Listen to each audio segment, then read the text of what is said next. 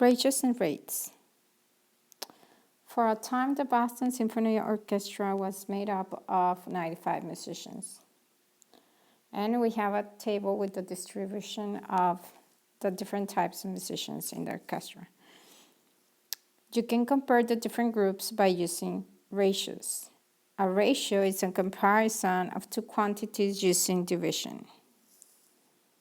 For example, you can use a ratio to compare the number of violins with the number of violas.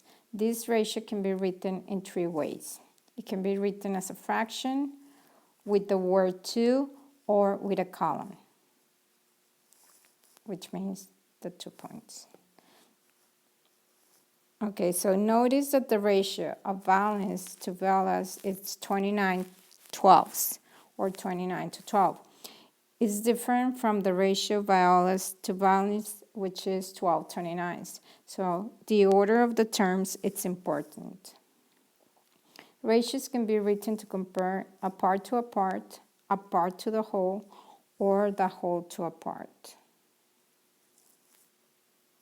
Writing ratios. Using the previous table to write each ratio. Number 1, it's flutes to clarinets. This is an example of part to a part. If you look at the table, you'll find that we have 5 flutes and 4 clarinets. So the ratio will be 5 fourths, or 5/4, or 5 column 4. Number 2 would be trumpets to total instruments. This is an example of a part to the whole. So the whole was 95 musicians.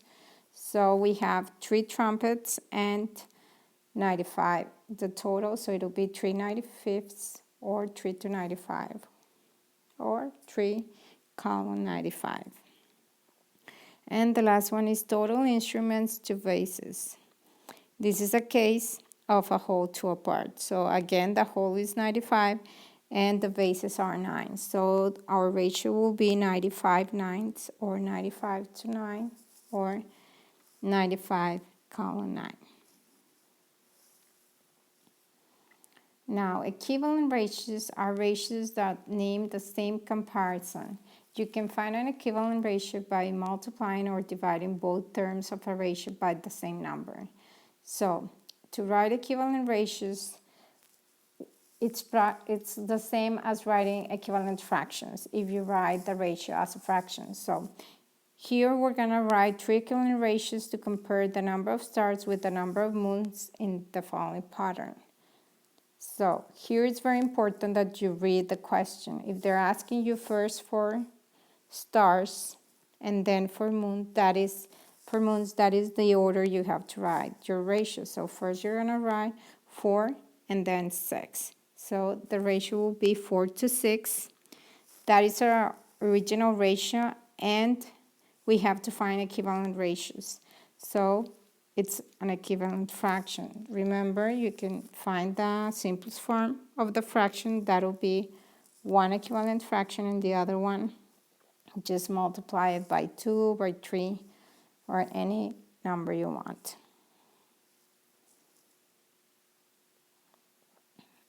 Now a rate compares two quantities that have different units of measure. Suppose you have a 2-liter bottle of soda that costs 1.98. So the rate of the liter of soda will be the price divided by the number of liters.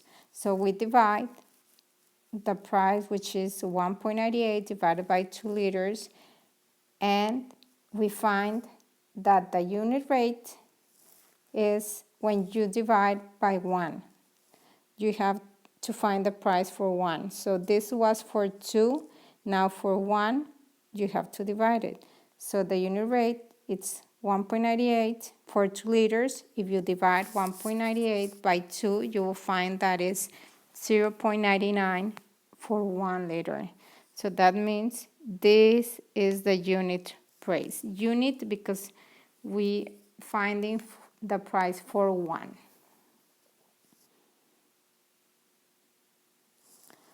So now an example of consumer application.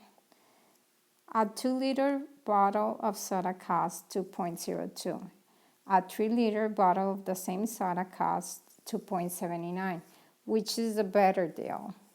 So to know which one is a better deal, we have to find the unit rate. So we're gonna do the comparison between the two different bottles of soda.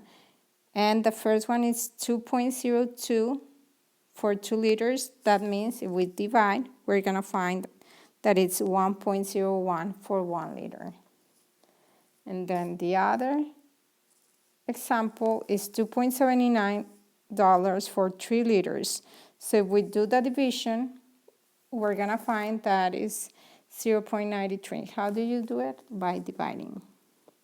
Remember, you just do a simple division, 2.79 divided by 3, so it's 0.9, we have 0 left, we bring down the 9, and it's 3, and we have 0 left. And this is how you find the unit rate.